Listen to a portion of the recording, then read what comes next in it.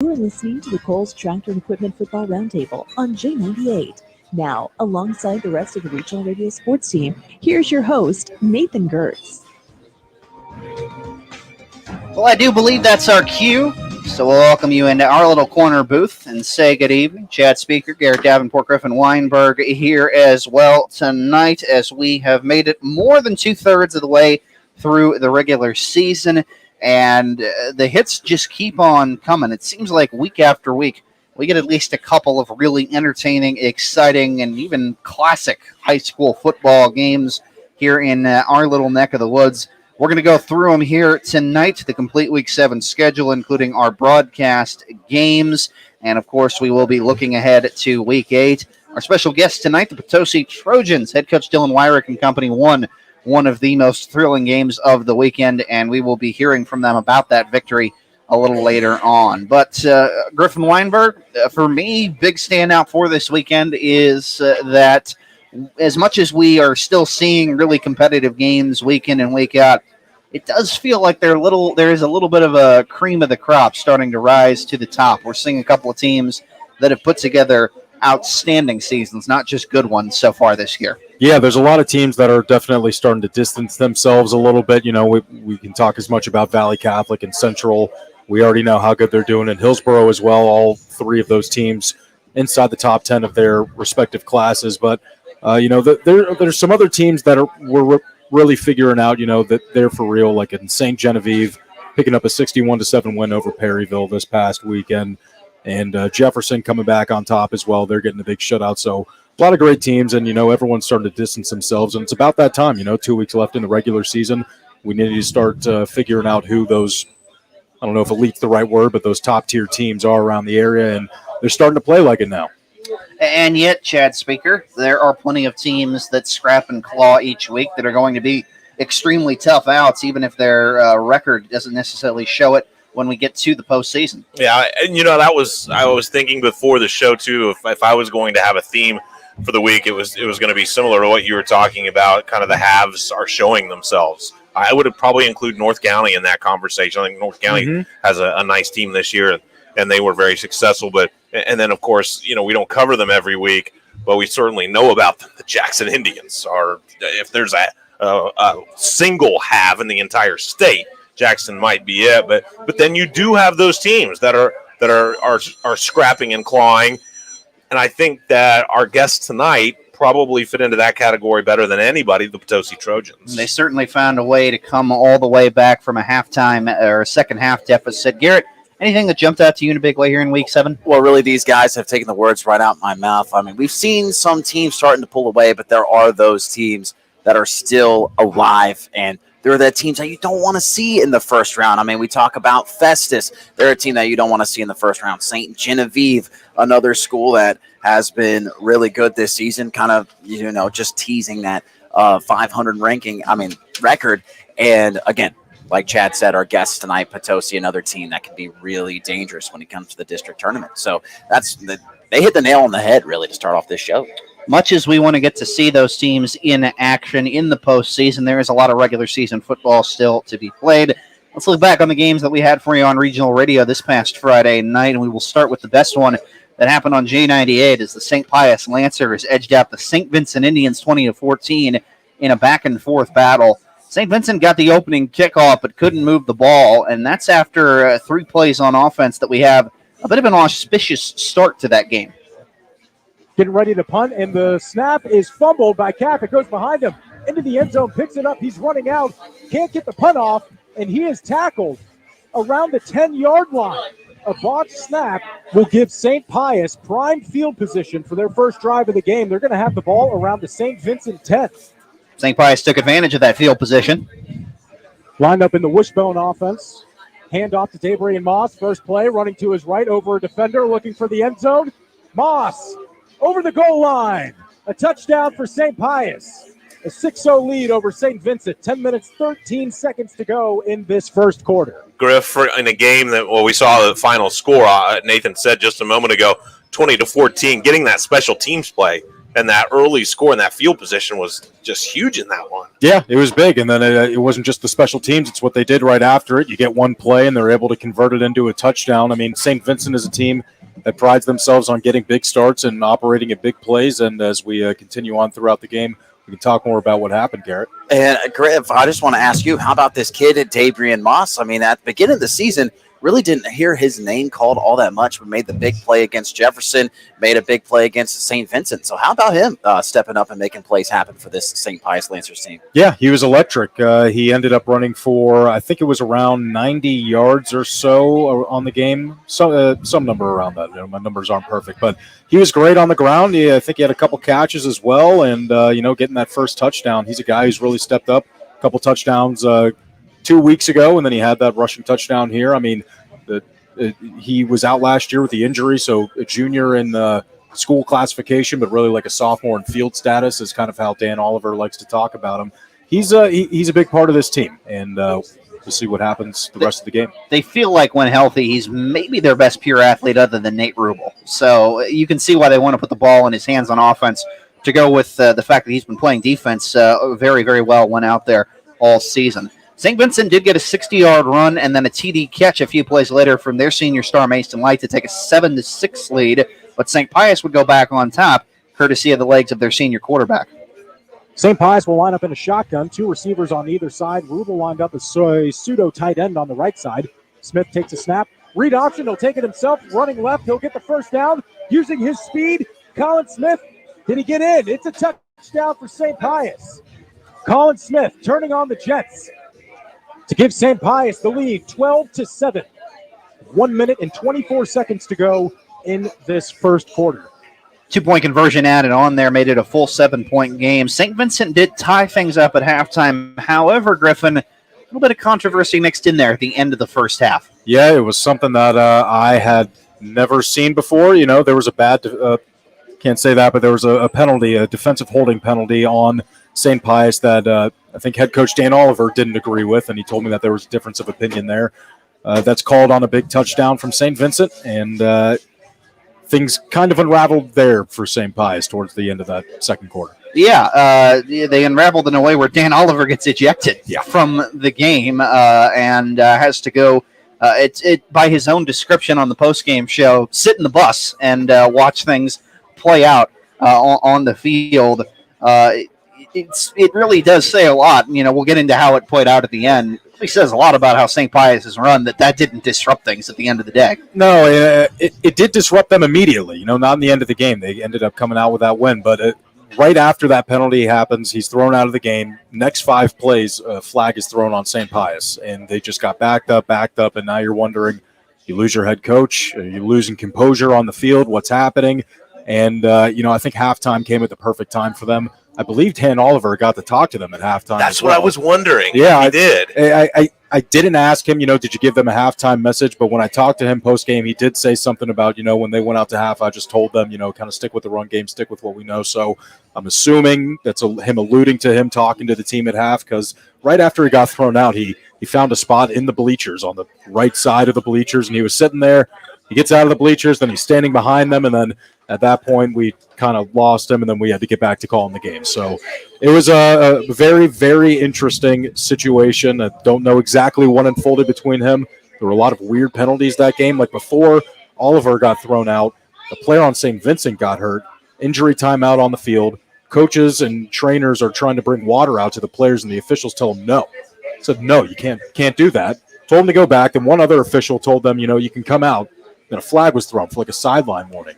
So they were keeping it a very tight game, and 12 penalties for St. Pius all in all.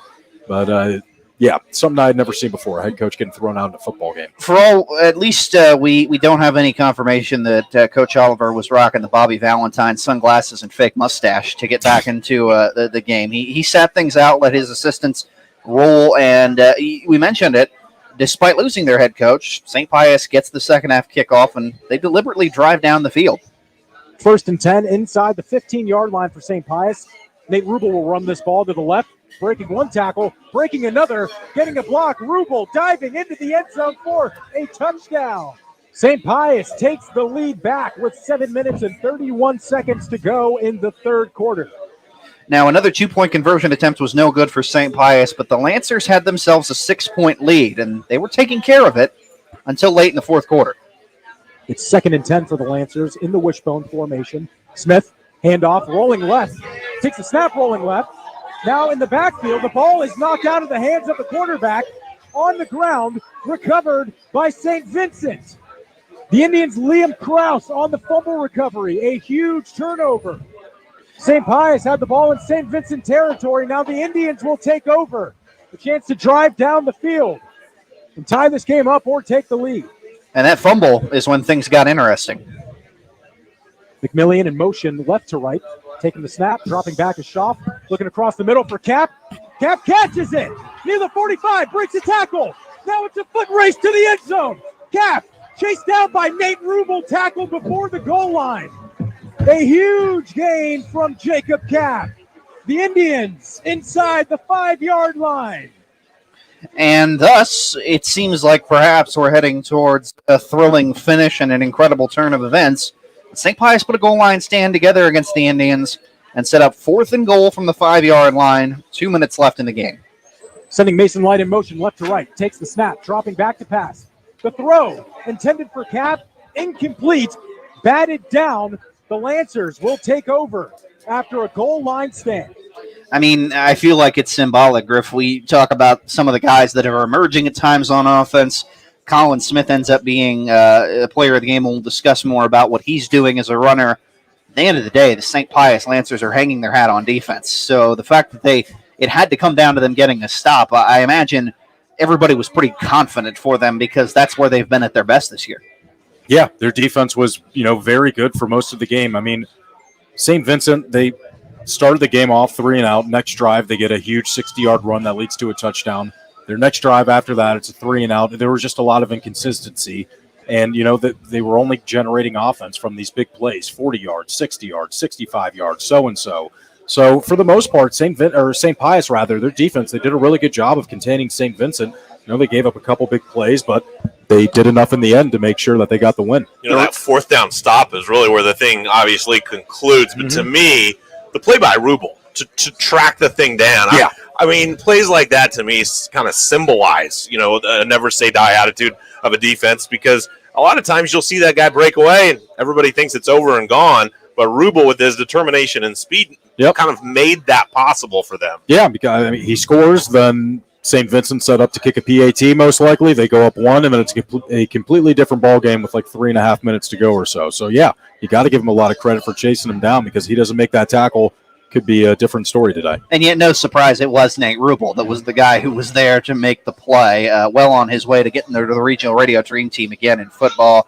The Lancers captured at least a share of the I-55 conference, and I mentioned senior quarterback Colin Smith. He was our Applebee's Farmington player of the game, had one of his best games of the year, rushing for over 100 yards and a touchdown.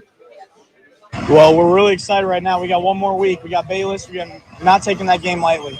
And after we do that, I mean, it's going to be cheers all around. We haven't done this in a long time. My O-line was amazing tonight.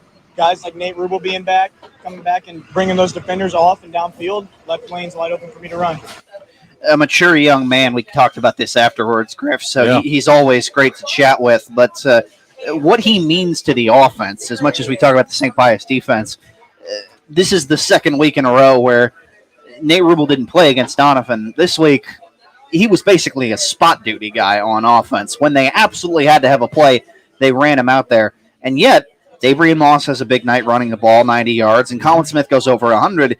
If they can do that, whatever is ailing their star player, he's going to be able to have an opportunity to get right before we get to the postseason. Yeah, Colin Smith looked great. I mean, the one interesting thing about that was I was expecting at some point St. Vincent to have a QB spy, someone to just keep watching him, because I don't have the number in my head right now, not written down, but the amount of times where Colin Smith ran for a first down on a 3rd or 4th down, he was just unstoppable in those positions. And it just feels like you need to have someone watching him on the defensive side constantly, because he's not going to get sacked. He'll run around. He'll evade pressure. I'm just thinking about the Monday Night Football game last night. It's like Lamar Jackson, when he's back in the pocket, he can just run around and at least create something, throw the ball away if he has to. Colin Smith is great at that. He's fantastic.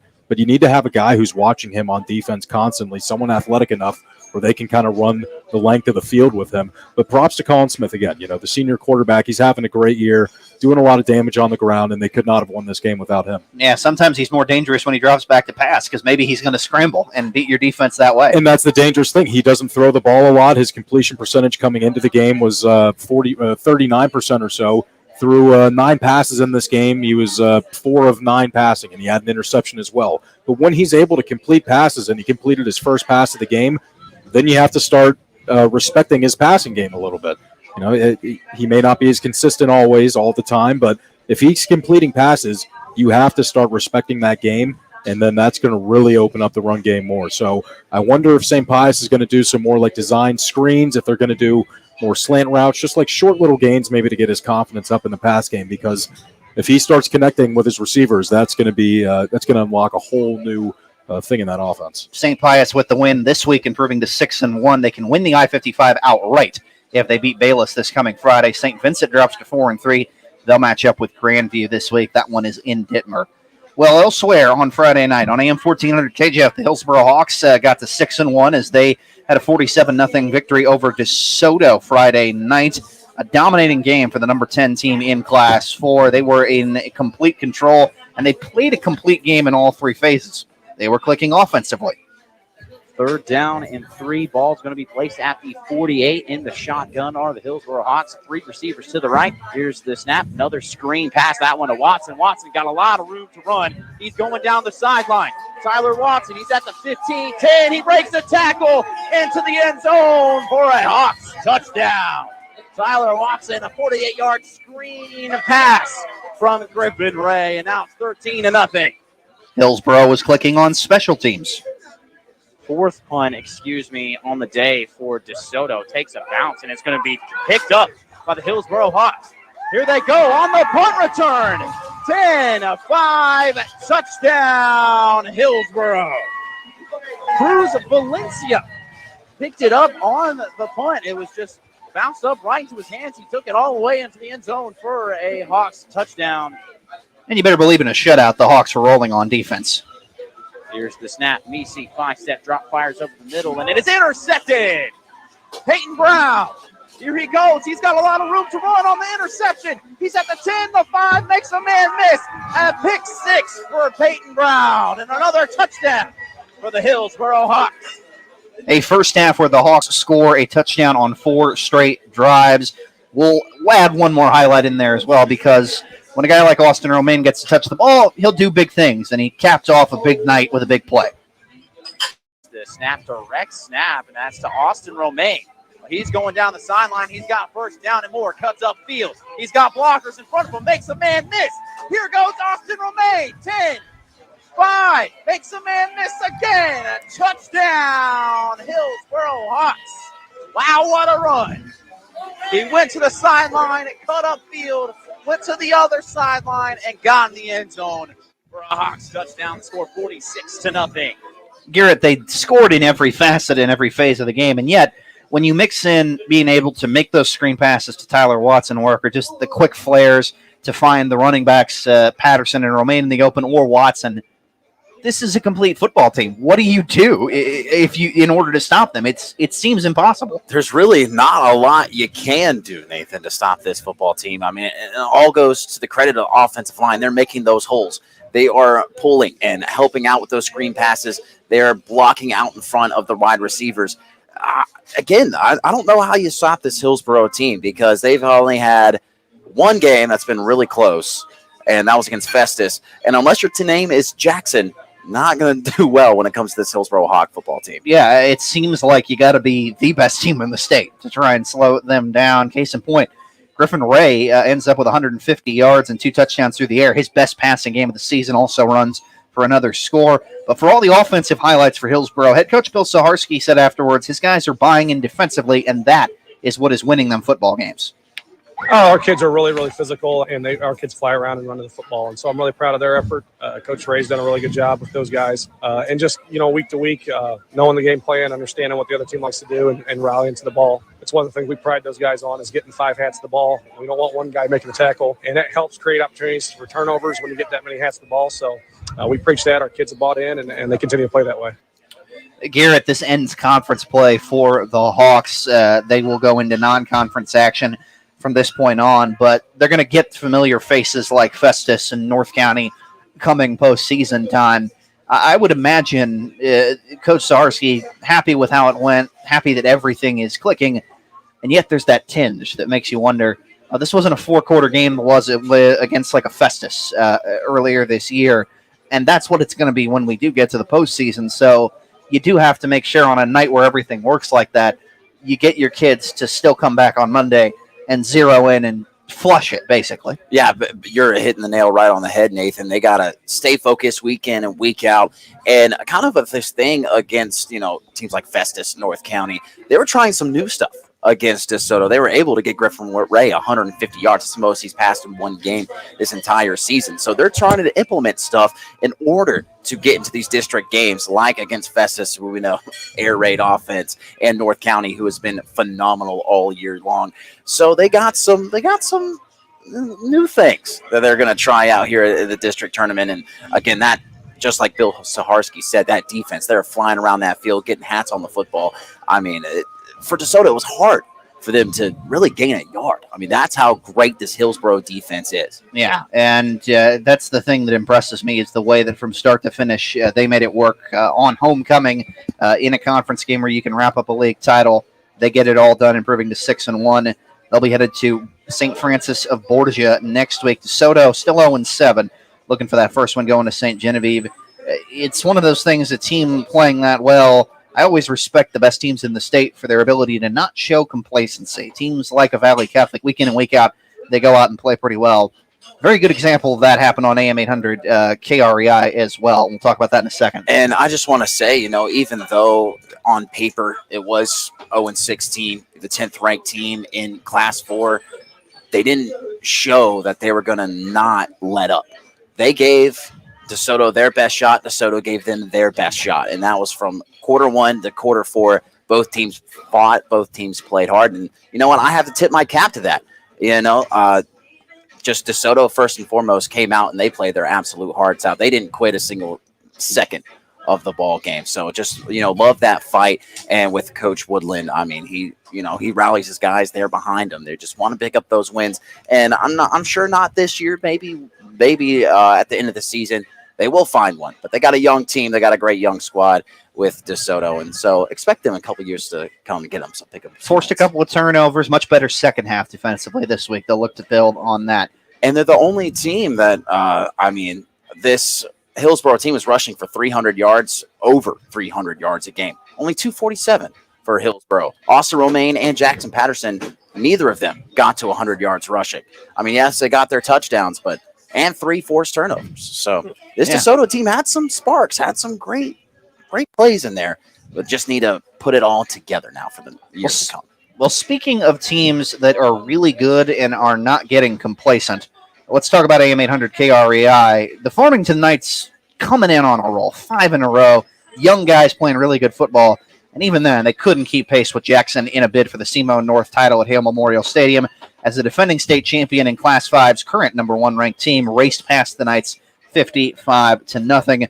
The Indians scored touchdowns on 8 of their 10 possessions in this one. Their first score took only 3 plays. And there's Marchie barking it out, runs a man in motion to the right side to give it off to Tony Williams. Williams looking for the right corner of the 20, cuts up to the 15, now the 10. Williams is inside of the 5, trying to dive for the end zone, and he is in there.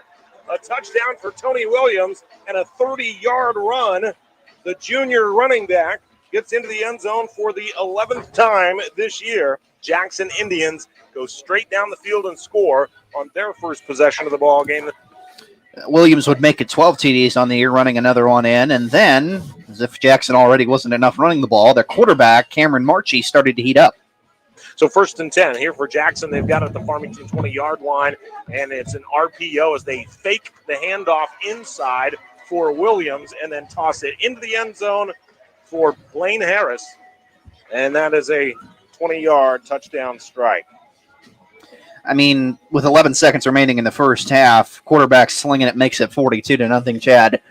They're that good, plain and simple. There's just nothing they don't do, and they lost so much from last year, but it seems like there's never an unknown quantity on their team because, it's Tony Williams guy, right? Scores the first touchdown 3 plays in. Well, you remember him from last year. He was the backup. Yeah, he got to play the whole second half of most of their games. Cameron Marchie, not the starter last year, quarterback. Guess what? He got a lot of minutes and reps last year because they were blowing everybody out. So they already have guys they believe in. They turn into role players, into starters, and then they just keep reloading. I mean, they start out in the spread, and then they come at you with option concepts. They'll run RPOs at you. They'll run some power football. They'll run into the gaps with their running backs. They just do everything, and they execute at such a high level. You mentioned that they are doing everything. I mean, this stat blows my mind. 482 yards in total, 246 on the ground, 236 through the air. They're perfectly balanced, like Thanos says, as all things should be. I mean, they are snapping people out of existence, unfortunately, the way that they are playing right now. It says a lot about what they've done, that group of kind of younger guys that are getting their first opportunities, they step in and it's like nothing's changed. And it says really more about Jackson than it does about Farmington, right? I mean, because we know Farmington's a pretty good, tough team. That win against Poplar Bluff was tremendous. To hold on against Potosi was Farmington's a nice ball club. But Jackson is doing this to just about everybody. So it says more about Jackson's ability to play at such a high level than really it does about, Farmington lost by a lopsided score. Doesn't mean they're a bad team. This really was echoed by. Oh, go ahead. Oh no, I was just gonna say. I mean, talking to Coach Krupe today, and I know Chad can reiterate this. Is Jackson's Jackson.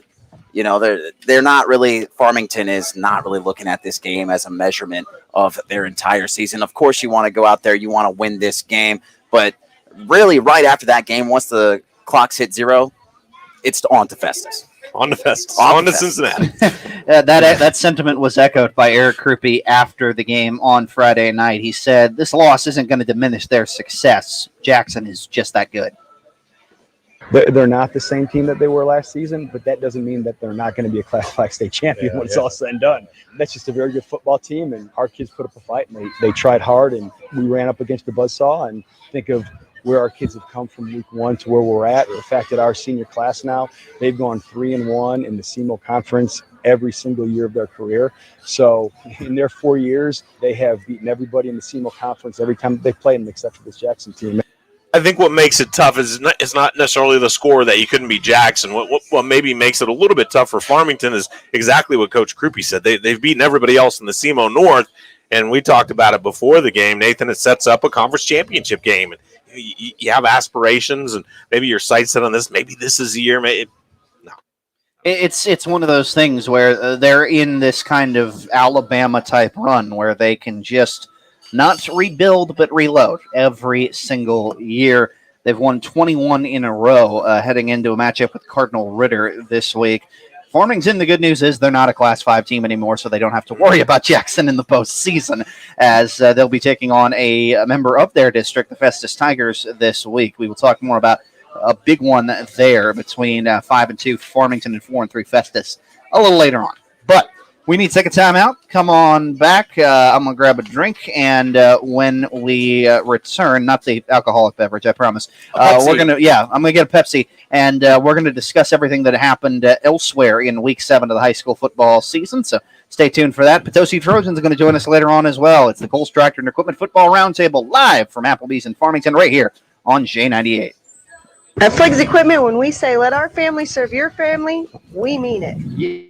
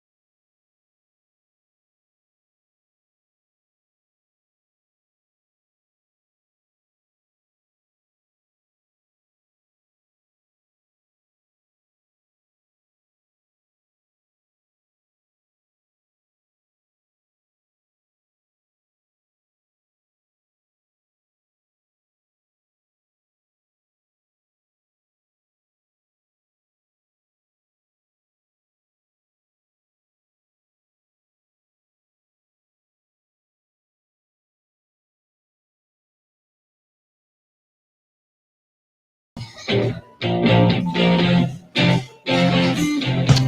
welcome you back to the Coles Tractor and Equipment Football Roundtable here on J98. Coles Tractor and Equipment, don't just follow the herd, lead the herd. I'm with the LS Tractor on Highway 32 in Farmington. Nathan, Chad, Garrett, and Griff with you to take you through Week 7. Told you about our broadcast games. St Pius beats St Vincent 20-14 on J98. On KREI, Farmington falls to Jackson 55-0, and on KJF, Hillsborough knocked off the Stoto 47-zip. The rest of the scoreboard looks like this. Maybe the most thrilling win of the weekend. Potosi knocks off St. Charles West 28-21. Trojans were down 21-7 at halftime on the road, but came back for the victory. We'll hear more from them in a little bit, but head coach Dylan Wyrick Friday night said his quarterback Blake Coleman came through in the clutch. We're tied 21-21. Right at about a minute on the clock. Third down and long. He connected with Gavin Portell on a seam. He probably threw the ball 30 yards downfield. It was a great ball, great catch. Gavin broke the tackle and took it. It was about 85 yards down, and then we were able to keep him out of the end zone. I think Griff is familiar with the Coleman to Gavin Portell arrangement. Yeah, they did pretty well in that game against Fredericktown. Portell, pretty solid, 3 catches, 3 touchdowns, over 150 yards in one quarter. Yeah, against Fredericktown. He's been doing very well throughout the season. So Farmington game prove if you stop that, you have to worry about Blake Meese then as well. They can absolutely sling it. Looking forward to hearing more about that game in a minute. Elsewhere, the Central Rebels knock off Fredericktown Black Cats 61-0. Rebels head coach Corey Schweiss saying his quarterback Jet Bridges led the aerial assault. We actually took him out with 4 minutes to go in the first half, and he threw for 400. He threw for like 400 something. I don't know what it was exactly, and 5 touchdowns. And we actually had a couple rushing touchdowns as well in the first half, but we play fast. He was hitting his receivers right in stride. The thing that's impressive about Jet so far this year is just the lack of incompletions. I mean, again, tonight I think he was, 14 for 18. The number, to be specific, was 14 for 18 for 419 yards in a quarter and a half. He said he pulled him with 4 minutes. He pulled him with 6.5 minutes left in the second quarter. And Jet Bridges still sets the single-game school record for passing yards. He was named our Applebee's at Farmington Athlete of the Week earlier today because of that. You know what's a lot when they forget what the total number is? That's how you know it was a lot of yards. Number. He said 400 and something. He didn't know. That's how you know you have a special kid on your team. Big brother Jake still has the single game touchdown record, though. He ended up finishing second in that category with 5 in this one. So Jake's got those bragging rights for right now. And good news for Central. They did a lot of it through the air this week. Talked to Corey Schweiss, Deshaun Welch, their, of course, sensational running back who already owns all the rushing records for the school, expected back this week. Limited action, Corey said. Probably going to run him a few plays, but they expect him to be back and really full power by district time. Coach told me that there would have been an outside shot if that would have been a district title game or something really, really meaningful. Maybe could have got on the field this past week. So good news for Central. Good news for Deshaun Welsh. I don't care who it is. We always want to see the athletes out there, but a guy that is so meaningful to their attack as this season pushes forward. It didn't look great when he got banged up against St. Genevieve, so the fact he's coming back this quick is very, very welcome news. Speaking of St. Genevieve, they beat the Perryville Pirates 61-7. It's a happy homecoming for Dragons coach Jay Pope, who says Austin McBride and Aiden and Zach Boyer led the team in playing complementary football. Zach is a really great athlete, and he finds ways to get open, and Aiden rarely misses Zach, and that was kind of on display again tonight. We had 3 defensive scores in that first half, so we didn't really light it up on the offensive side, but it's because we had a short field, and Austin McBride did another great job running the football tonight. He's just an old-school back. He can break away from you, but he's also going to run you over when he gets a chance, and he was the homecoming king, and he's just really a guy that personifies the St. John football program. Coach thought his mullet was the key to winning homecoming king. Not sure how much it helps him as a running back. Across town in St. Genevieve, Valley Catholic, they had to go on the road, but they win at 64-22 at New Madrid County Central. Wild shootout between the two as Valley was up 37-22 in the first, but the defense pitched a shutout the rest of the way. Warriors coach Jed Nagger afterwards, in particular proud of running back Bryce Giesler. Bryce Giesler had a good game. I think he had 17-18 carries for 185 yards and went over the 1,000-yard mark for the season, which is first 1,000-yard rusher we've had since 2013. So that was certainly good to see. Grant Favre had a good night throwing the ball. I think he was 9 of 14 for 150 yards, 3 scores. We've got a Fowler family update in a minute, but just want to marvel real quickly. There have been some excellent running backs at Valley Catholic. Can you and believe? They haven't, and the fact that they've gone to state championships, to state semifinals, they've gone deep in the playoffs. Nobody's had a 1,000-yard year. It says a lot about what they're doing on the ground with Bryce Kiesler. That shocked me when Coach said that when we talked to him Friday night. You would have thought, 1,000-yard guy every year, but not the case. So he talked about Grant Fowler, who's been filling in as quarterback. Chase Fowler, their starter at the beginning of the year. An all-state guy at quarterback.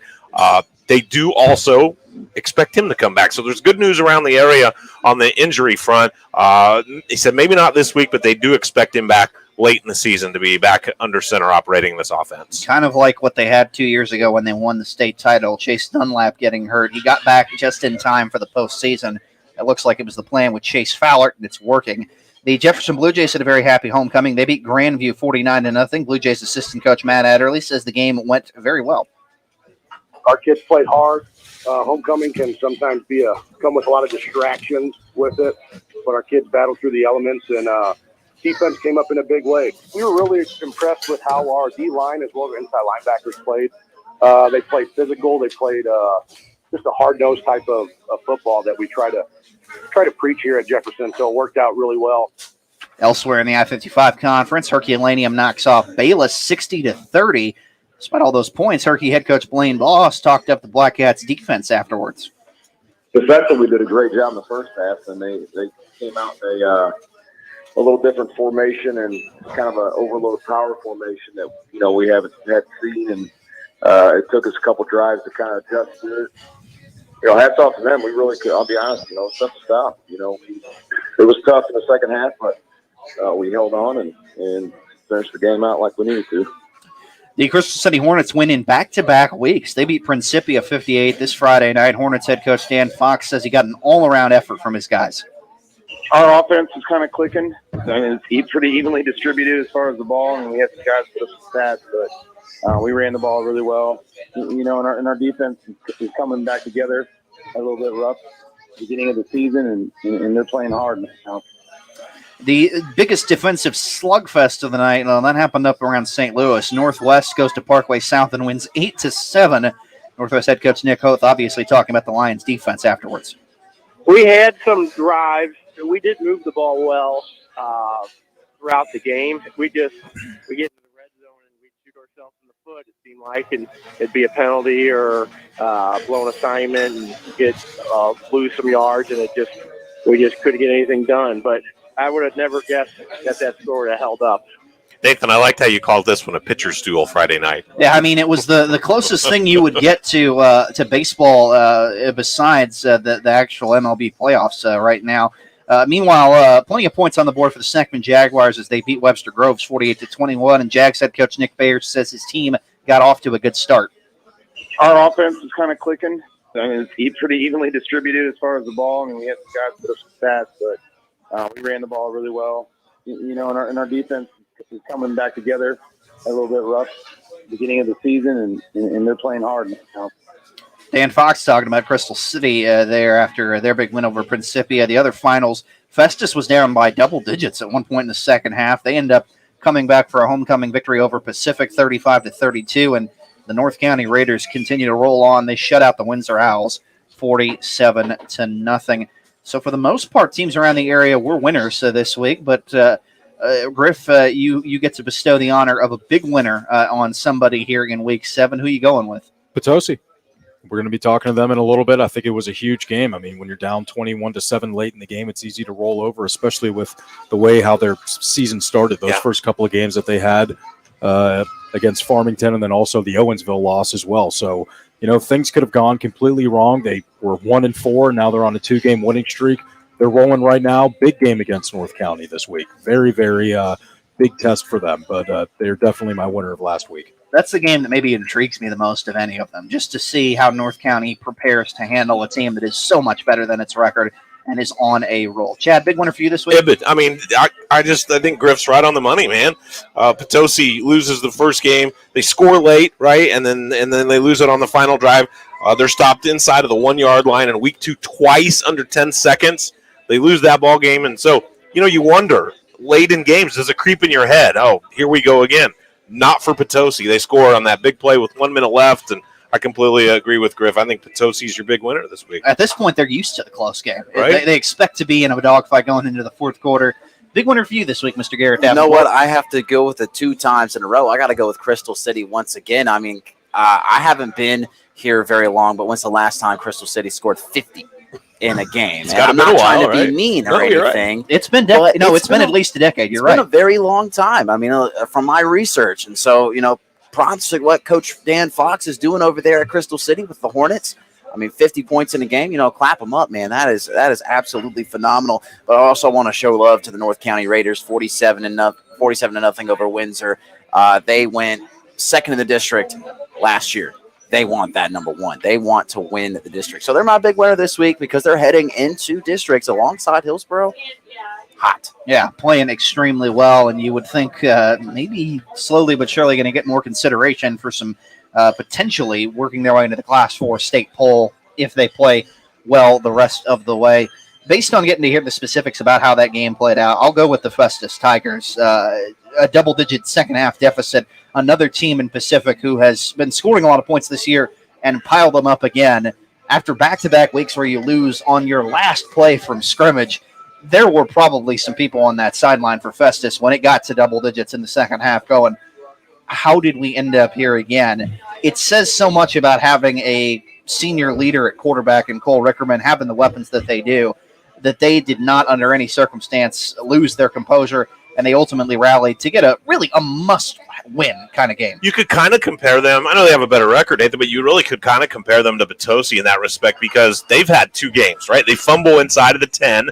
They throw it into the end zone, and a ball that maybe could have been caught. I don't know. Maybe couldn't. Maybe it was a tough chance, but a chance to win on the final play in 2 games. They didn't come through, and they do come through in this one. So I think maybe a little bit like Potosi, got in the close games, didn't come through. This week they overcome and do it. And with Festus, they're just a couple of plays away from being an undefeated football team. I mean, they came back against St. Genevieve. They came back against Hillsborough. They came back against North County. So just a couple plays here and there. They're an undefeated team. This is a completely different story. They are right there at the top of the growing list of teams in our area. It seems congrats to you if they end up with a lower seed. You do not want to see them in the postseason. So that is how Week 7 played out for high school football here. One other score that wasn't here from Saturday, the Fox Warriors, they beat Hazelwood West 69-38. They go on the road and light it up offensively. We're going to talk a lot more about Fox later on because they got a big rivalry game this weekend.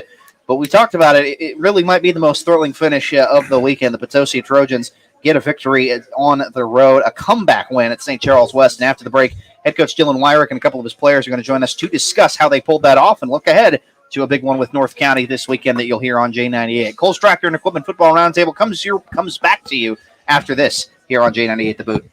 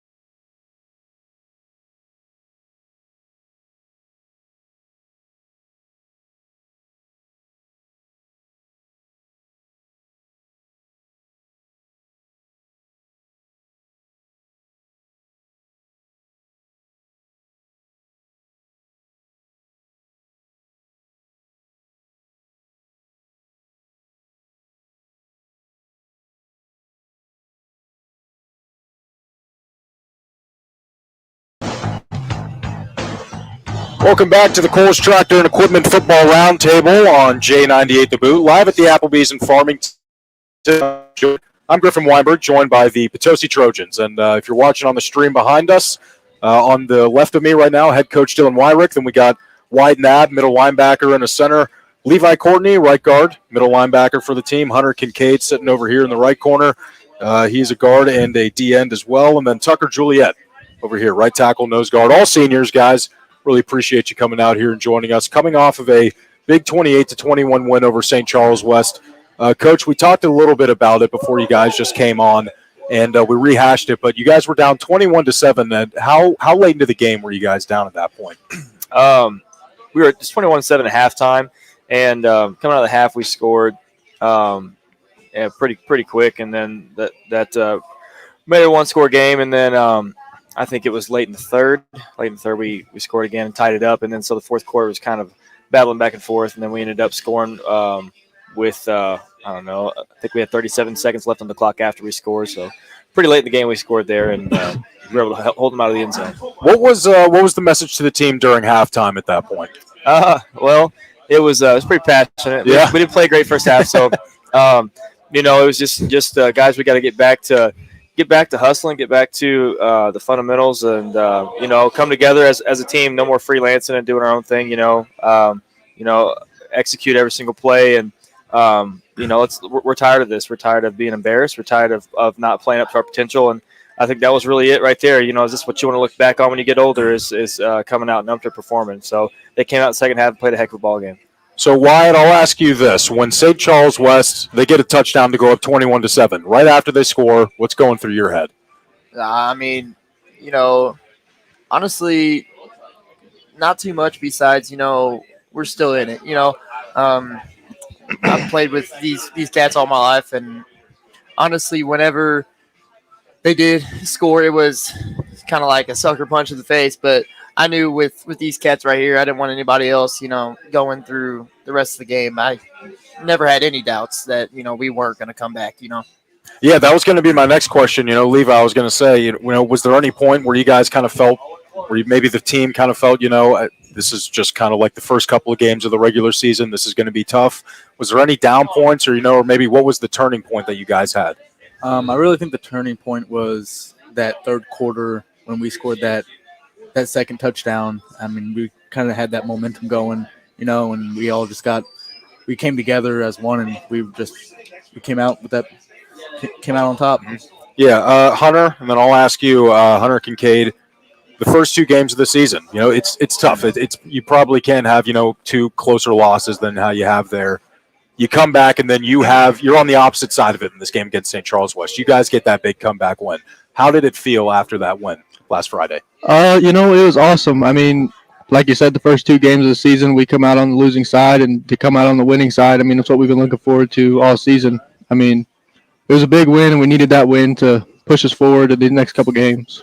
And then Tucker Juliet, I know apparently your coach had a very impassionate speech during halftime. Were there any players that had to say anything to the team, or was it all up to coach?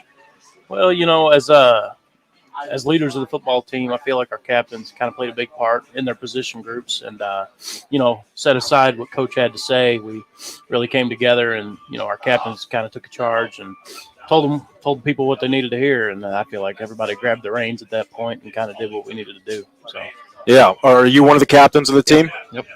You're looking at three captains right here. Three captains right there. So, and I know you guys, I know a couple linebackers, defensive linemen as well. Are you guys talking to the same position groups or different position groups during halftime when you guys break up? Pretty well. Everybody. Anybody we think needed to hear it.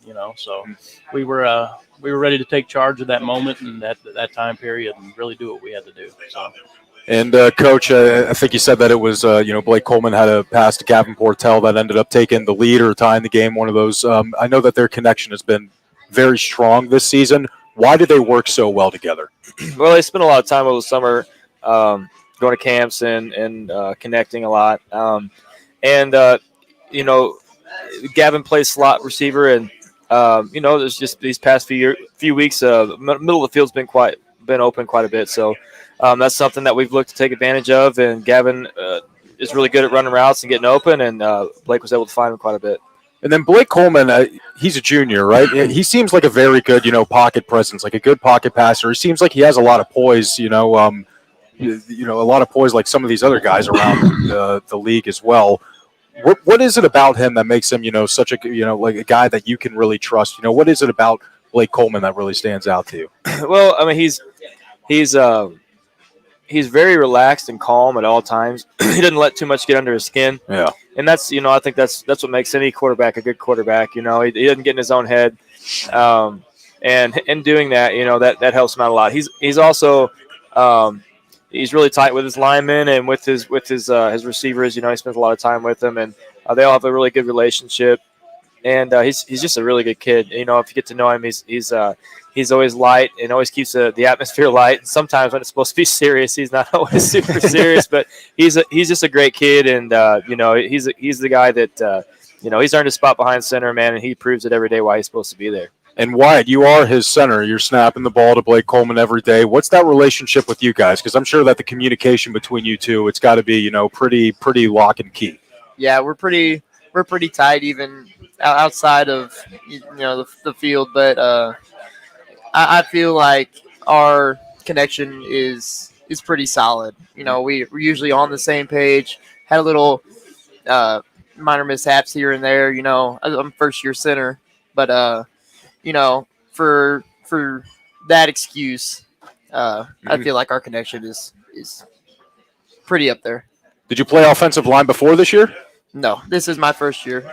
So was that something that you wanted to do, or did Coach want you to play on the line? Well, it took a little bit for me to understand, but I'm here as a senior, to win football games, and whatever it takes, I'm down for that. Mhm. So. And, I talked about Blake Coleman and Blake Meesey as well. I know there's another Blake Henson, and you were telling me beforehand, Coach, the injury that he has, he's not going to be back this year. Levi, I'll ask you this, and then you guys can chime in as well. I know that, it's probably tough losing a guy like that on the field, but off the field, it sounds like you guys are a really tight group as well, and I'm sure you guys are all friends. When Blake Henson gets hurt, what's the mood around the team? How are you feeling after that? Well, I mean, it kind of shot everybody in the foot, shot the team in the foot. Like, he's a really great player. He's great to be around. If you have a player with that type of talent and he gets hurt like that, you're not expecting that. It brings you down a little bit, but we all came back together and we figured it out. And then Hunter and Tucker, you guys kind of feel the same way? The kid, he has the most heart I've ever seen in my life. He puts in time on and off the field nonstop.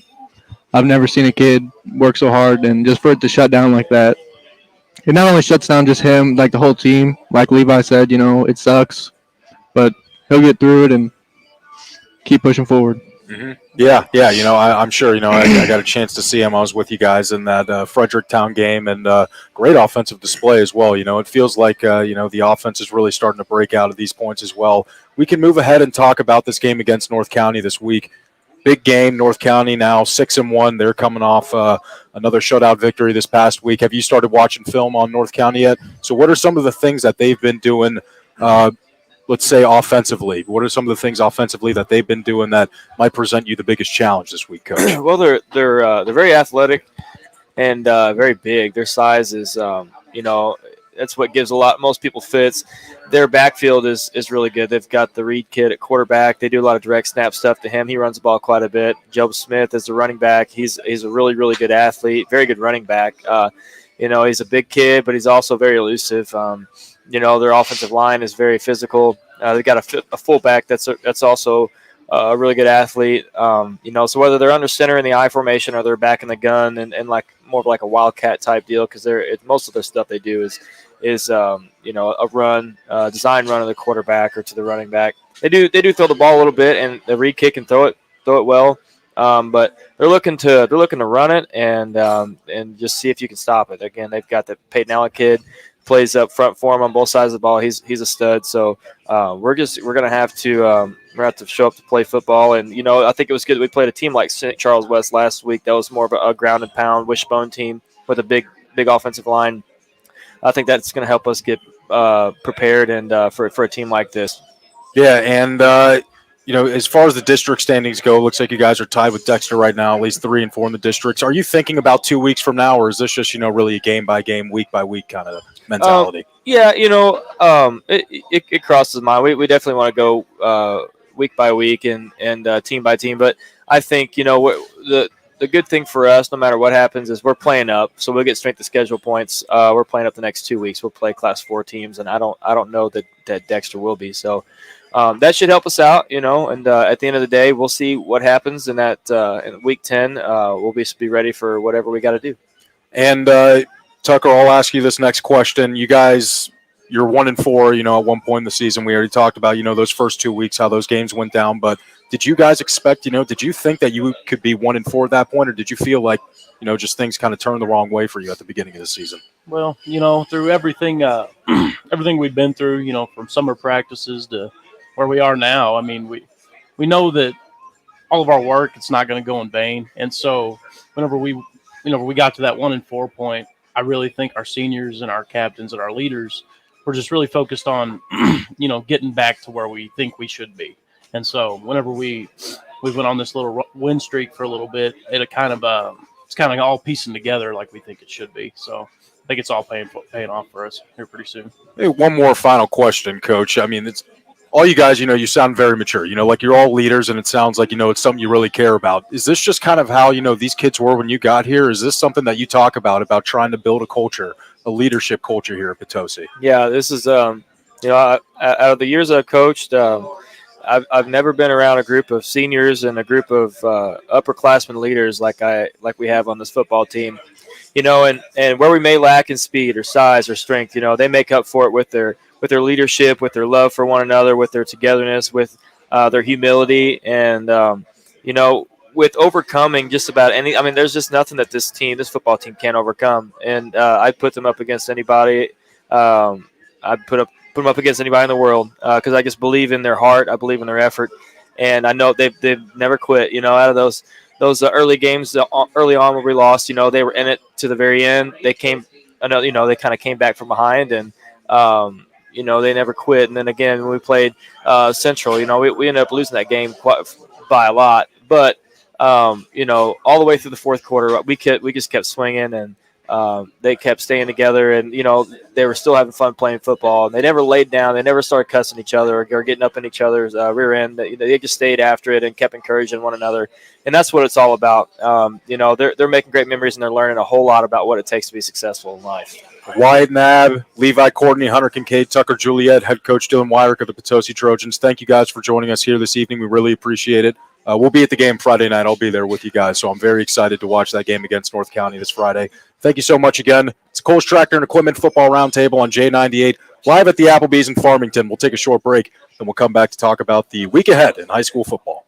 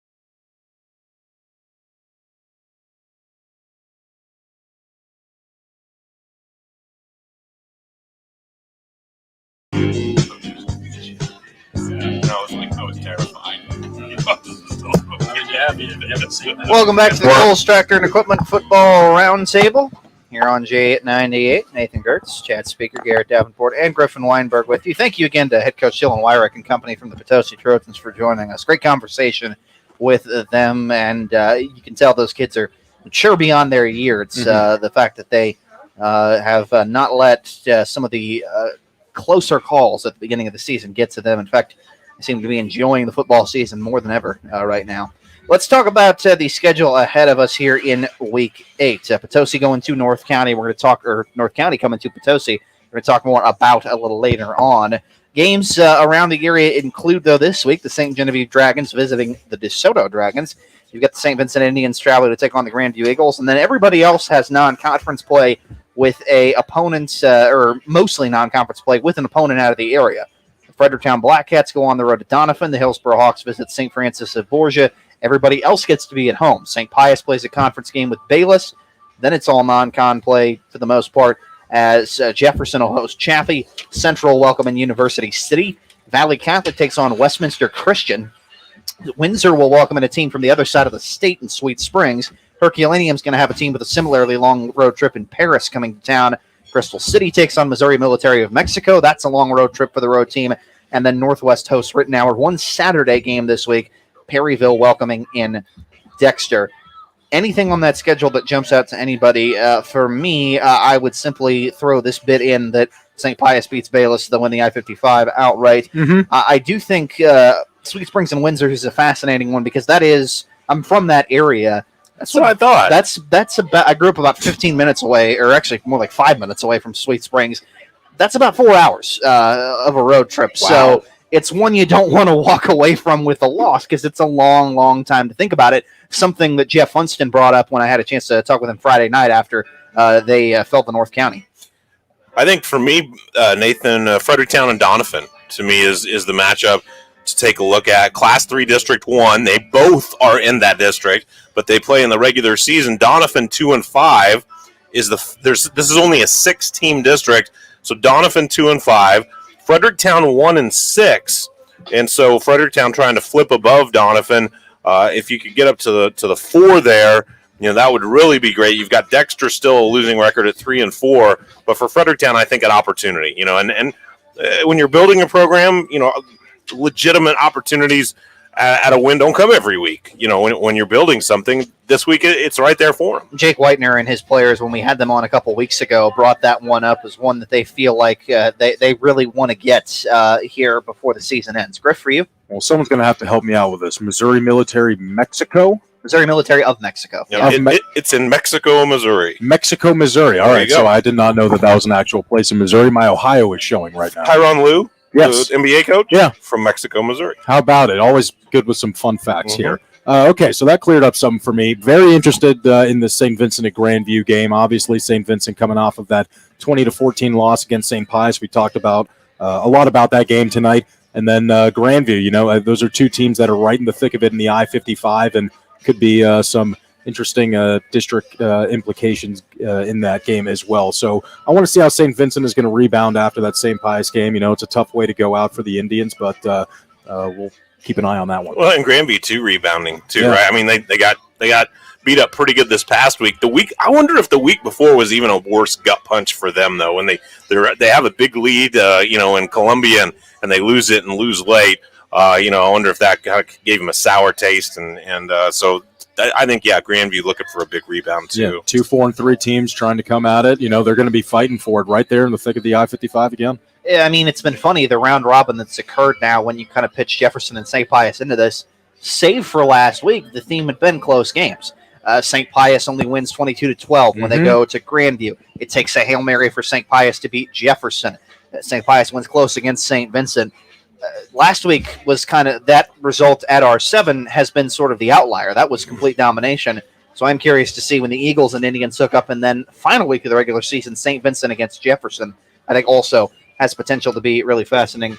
Big game for you this weekend. Well, everybody took my big games, so I'm just going to say all of them because guess what? It is getting to that end of the season. It's gut punch time. It's gut check time for all of these teams. So every single game is important getting into the district tournament. Well, it's probably good for you to focus on a lot of games. You don't want to be thinking about that App State game going on right now. Not to talk college football too soon. 20-3. The App State game is going so poorly for Garrett's alma mater. The Potosi players were razzing him and cheering for Louisiana over there. Speaking of big importance for everybody, let's just very quickly go through some district standings right now for our area teams. Class 1, District 1, St. Vincent. They're the 2 seed. They're behind undefeated Hayti. Class 1, District 2, St. Pius, despite the win, actually dropped from the 1 seed to the 3 this week. They've got a couple of 6-1 teams like themselves, Monroe City and Mark Twain ahead of them. They'd be scheduled to play the Crystal City Hornets right now, who are the number 6 seed. Up in Class 2, District 1, you've got the Jefferson Blue Jays, even after a win. They're still the number 4 seed in Class 2, District 1.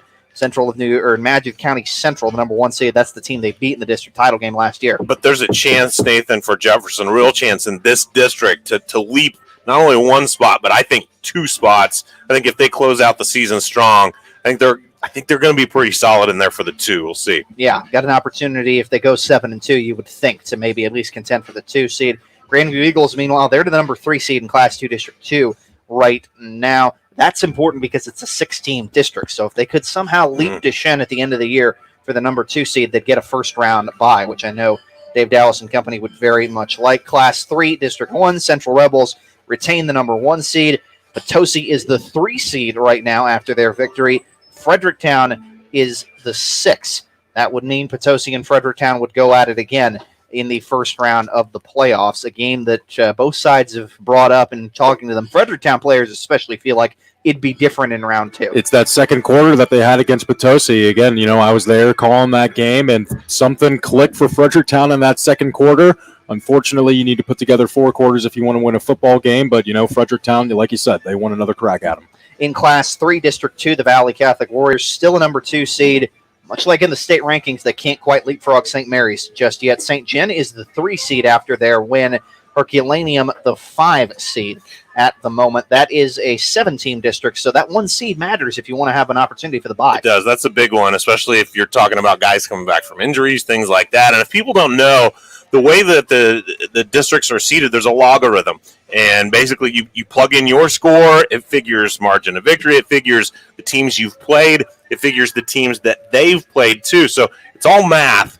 And Valley Catholic right now, Nathan, you mentioned it, is the 2 in that district. St. Mary's the 1, but they're separated by a 1/10 of a point. Not a point, a 1/10 of a point. So it's just super close right there. So wait, do we know what the rest of their schedules are looking like? I don't have that right in front of me, what their schedules are, but can they pass up St. Mary's for that 1 seed? Well, yeah, they'll be able to. And to be completely honest, I don't know, because St. Mary is actually playing a team out of Louisville, Kentucky this week. Wow. And I don't know how the math works on that. I don't feel like that.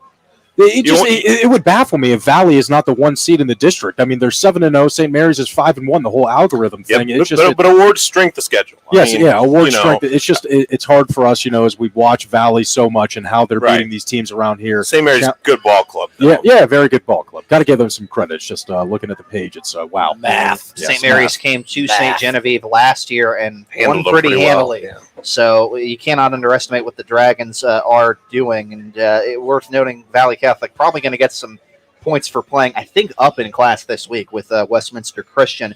Class 4, District 1, that's where most of our area teams are.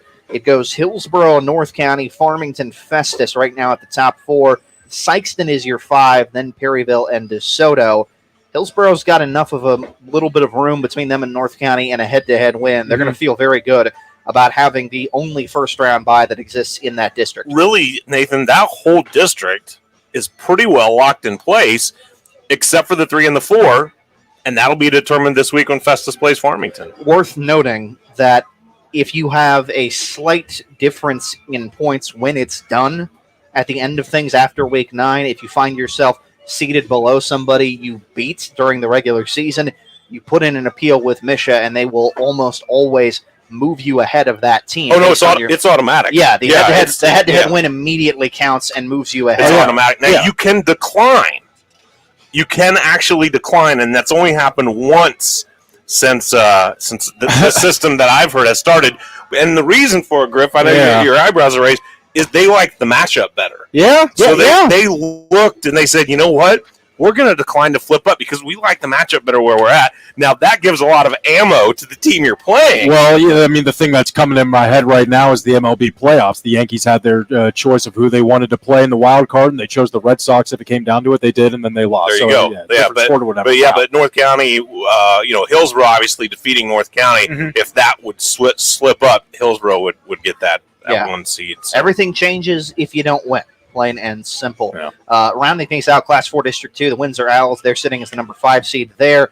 Class 5 District 1, Seckman basically right now fighting to hold off all comers for the 2nd seed behind Jackson. Poplar Bluff has the same record as them, but they've got a bit of a point edge right now.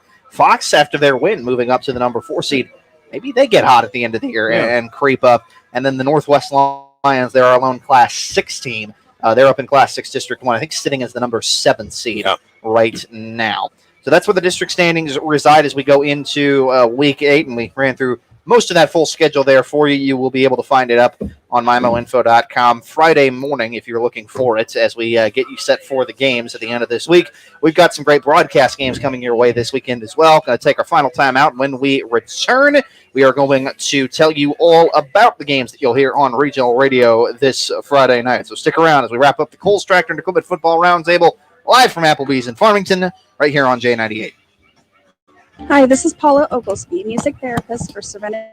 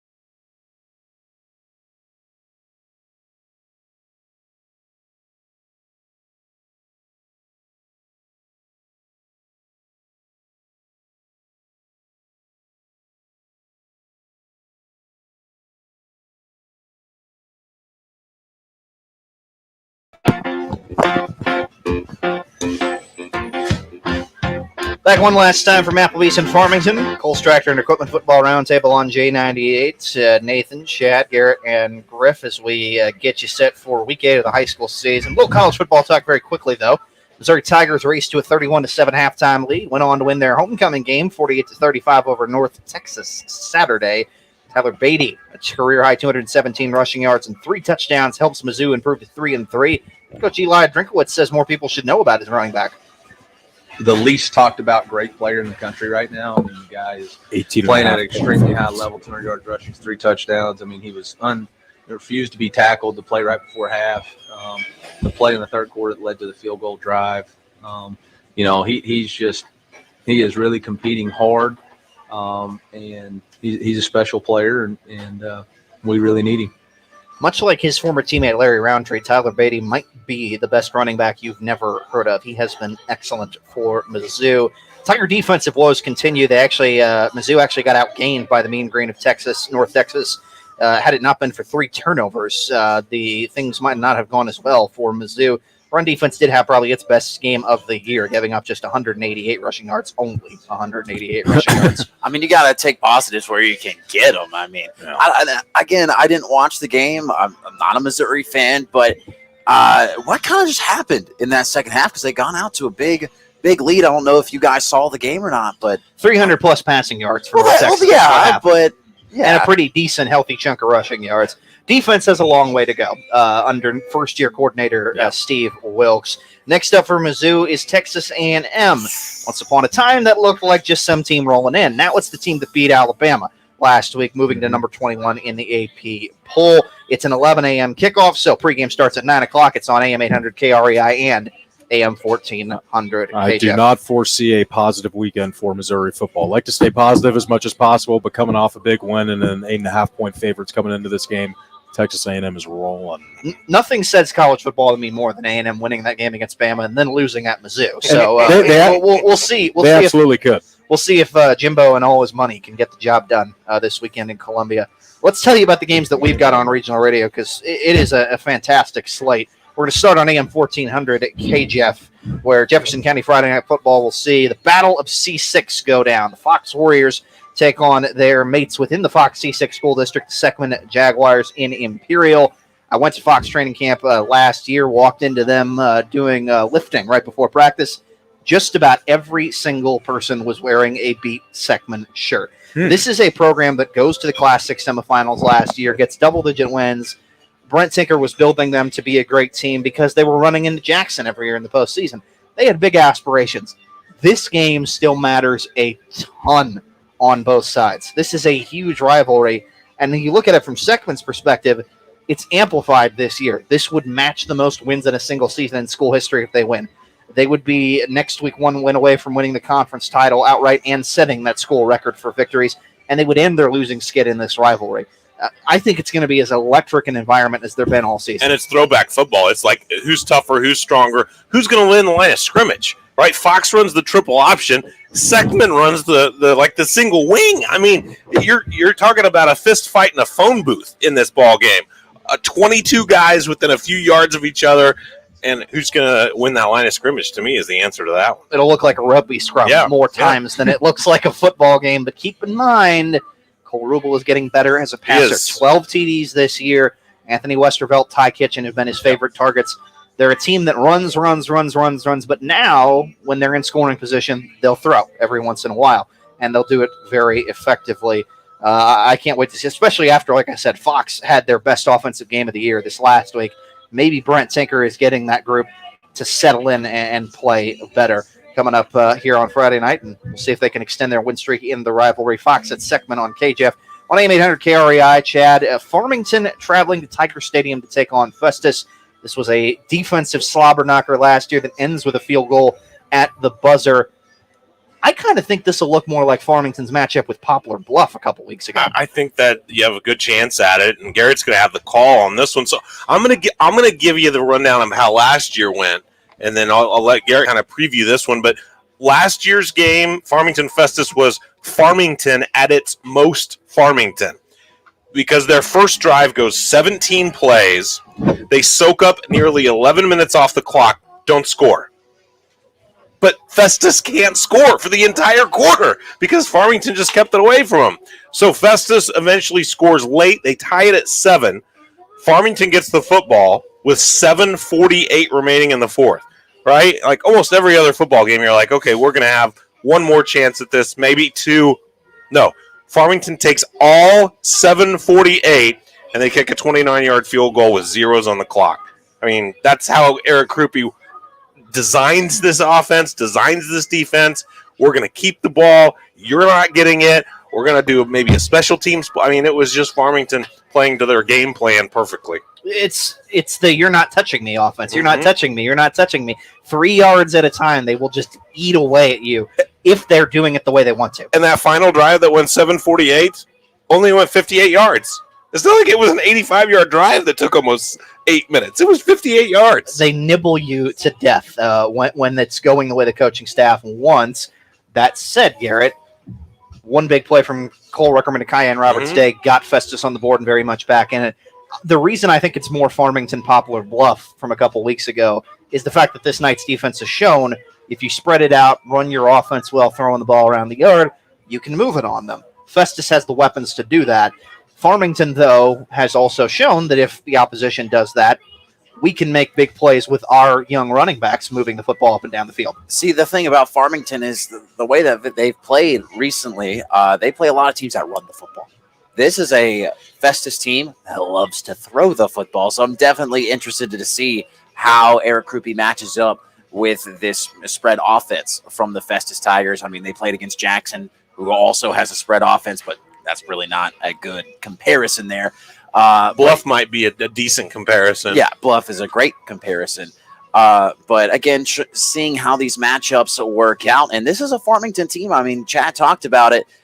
They like to milk the clock, but not much this year because they've been putting up points. Yeah, they are able to get into the end zone. So I don't know. Maybe we don't see a Farmington Festus of last year. What I'm hoping for is a shootout. Yeah, I mean, shootouts are entertaining, which is I think true. we might have one. If you're looking for a comp for Cannon Carr, it would be Cole Rickerman in terms of a composed veteran quarterback who can make all the plays. That said, maybe this is the week more than ever where Eric Krupe tells those offensive coaches, again, nibble, nibble, nibble, because we want to keep it out of the hands of Festus. And that might be it. If it's a shootout, maybe it favors Festus. If it's more of a ground control game, maybe that favors Farmington. And the thing is that Festus has had a weaker points in their defense, especially in the run game. We saw it against North County. They were able to run up and down the field. Hillsborough ran over them.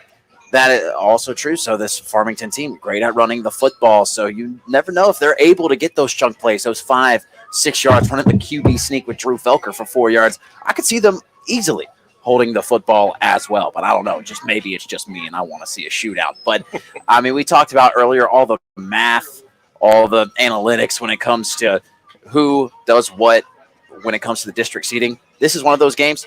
Take math out of the window. The only math you need to worry about is what is the score. Yeah. Winner gets the high seed. That right? winner's, Winner wins. The winner's going to be the 3 Winner seed wins. in Class 4 District 1 and try to use the momentum from this one to put a postseason run together. It was great last year. I see no reason why it won't be competitive again. Farmington at Festus on AM 800 KREI. And then on J98 The Boot, you heard our special guests talk a little about this one tonight, the Potosi Trojans hosting the North County Raiders.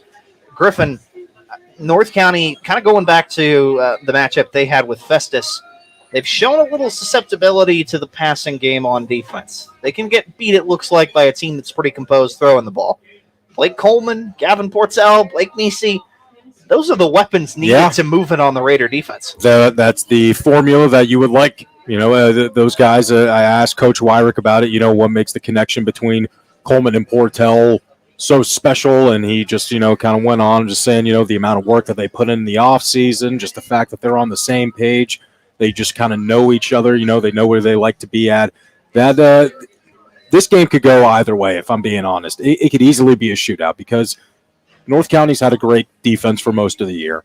But what defense are we going to see out of the Raiders? Is it going to be the 42 points they gave up against Hillsborough, the 35 they gave up against Festus, or are we going to see the shutout games against Windsor, against DeSoto, not giving up so much against Agape, or even Farmington, only giving up 12 points to them against earlier in the season. With the way that Potosi was talking, they're very confident. It was not a great start to the season. 1-4, none of those guys imagined that's how the season would have started for them. But they never got down. They didn't let anything waver away from them, and they've been fighting very hard these past couple weeks. Now, Perryville 2-5, St. Charles West 2-4. They're also on the losing side of the records, and Potosi doesn't have a win this year against a team with a winning record. So that's something that you do have to say. Potosi also, the game is going to be at Potosi. They don't have a home win yet this season. That's a stat that you can just kind of throw out there. But, it's going to be tough. This game could very much be a shootout. Both teams are set. They've been in high-scoring games this season. If it ends up being a defensive battle, that would be something that I think would probably lean towards North County's side.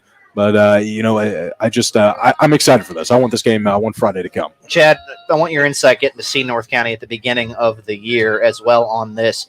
I think the flip side of this, and Garrett has seen them as well. We've all seen North County. I've seen them twice. I got to watch them last year, and the thing I came away from both times I saw them, they're enormous up front. Yeah, for me, that's the They difference. have such great guys up front. We talk about those weapons Potosi has. It doesn't work if you can't block. No. And that's the thing. Well, it's both sides too, blocking and strength on the defensive line too. Yeah, and that's the thing for North County. If they create pressure on the quarterback and then in turn those big dudes pave the way for running the ball, Raiders can do the things that they've done for Brian Jones to get to 6-1 at this point. Yeah, and they're the Blake Coleman. He's not the greatest runner. I don't have his numbers right in front of me, but I know He's a pocket guy. They don't ask him to do that, really. Yeah, he's a pocket guy. He's not running too much, so that is going to be big. Can that defensive line of North County, how's it going to be trying to get to the quarterback?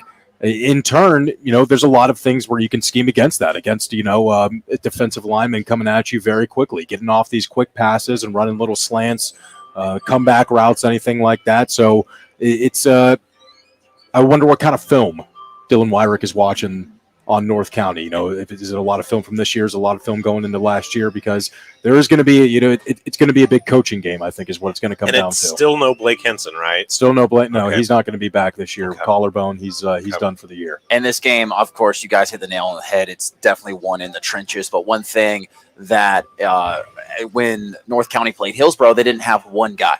That name was Peyton Allen. That man is a game wrecker. And he is a guy that, looking at, this Potosi team, they're going to have to double team him because there's like a couple of names that come into my head when I think of this Peyton Allen guy. It's a Bosa last name, Joey. Nick Bosa. That's the kind of talent, not necessarily at that level. $120 million you're talking about. Gary. Now, I'm not saying all that, but I'm just saying he brings that kind He does of for them what the Bosas do for their team.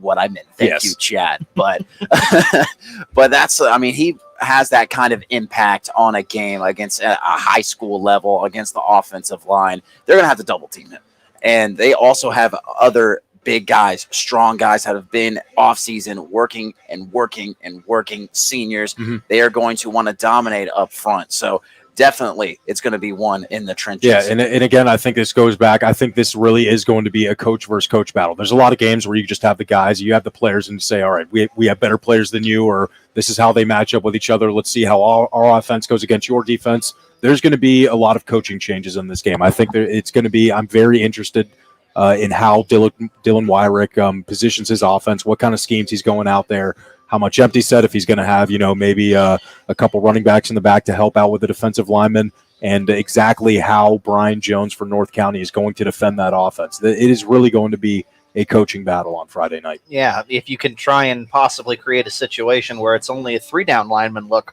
for North County in a couple of instances, or at least spread them thin otherwise, that helps you out because then you don't have to worry as much about what they do up front. Yeah, they have a lot of athletes there. It was kind of funny. I was reading an article last night about Bill Belichick and the Iowa State defense for some reason from a couple of years ago, and how they're running like this 3-3-3 defense, 3 down linemen, 3 linebackers, 3 safeties, and then you have a couple other corners split outside.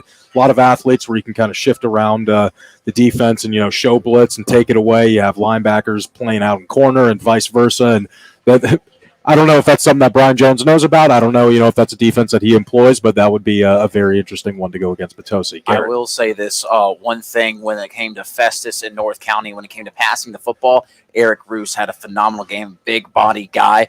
Gavin Portell, another big body guy.